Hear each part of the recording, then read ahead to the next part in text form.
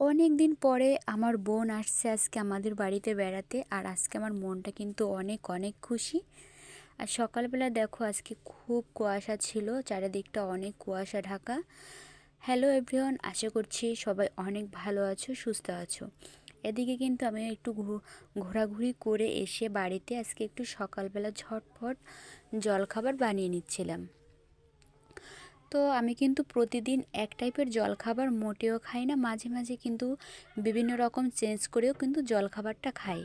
আজকে হচ্ছে আমাদের ক্ষেতের সবজি বাঁধাকপি আর গাজর দুটোই কিন্তু আমাদেরই হয়েছে। তো গাজর তোলাটা তোমাদের মাঝে শেয়ার করতে পারিনি। আর গাজরগুলো কিন্তু বেশি এখনও বড় হয়ে পারেনি, একদমই ছোট ছোট।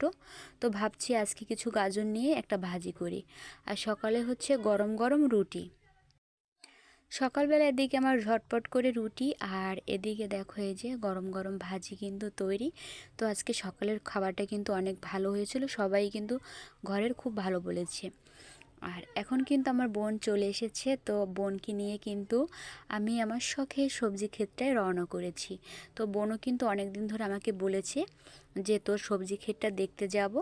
আর ও ছিল এতদিন ইন্ডিয়াতে, ইন্ডিয়া থেকে এখন চলে এসেছে। আর আজকে কিন্তু আমাদের বাড়িতে এসেছে। তো এখানে হচ্ছে আমার দুইটা বোন, একটা হচ্ছে কাকাতো বোন আর এই একটা বোন। তো ওরা দুজনই হচ্ছে আজকে আমাদের বাড়িতে এসেছে।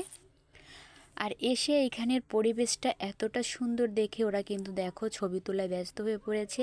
আর চারিদিকটা দেখো, আমাদের টোটাল সবজি ক্ষেতটা কিন্তু সবুজে মোমো করছে। এই কিন্তু আমাদের আলু গাছ, আলু গাছটাও কিন্তু অনেক বড় হয়ে গেছে। তো চারিদিক সবুজ সবুজ একটা পরিবেশ দেখে কিন্তু আজকে আমারও ভালো লাগছিল। তো অনেক সকালের এই পরিবেশটা, চারিদিকে বাতাস। আমি কিন্তু ফাঁকে কিছু এদিকে সবজি তুলে নিচ্ছিলাম। তো মূলা কিন্তু তোমরা আমাকে এখনও তুলতে দেখোনি, তো আজকে আমি কিন্তু প্রথম মূলা তুলছি। মূলা কিন্তু হচ্ছে আমি মাঝে মাঝে ডাল রান্না করি বা বিভিন্ন রকম চচ্চড়ি করি। আর এইখানে হচ্ছে বাগান থেকে আমার বোন কিছুটা শাক তুলে নিচ্ছিল। এই শাকগুলো হচ্ছে পিপল শাক। তো এই শাকটা কিন্তু অনেকেই চেনো, এটা কিন্তু ভীষণ উপকারী। আর আমি বাড়িতে এসে দেখো এখন মাছ কাটতে বসবো।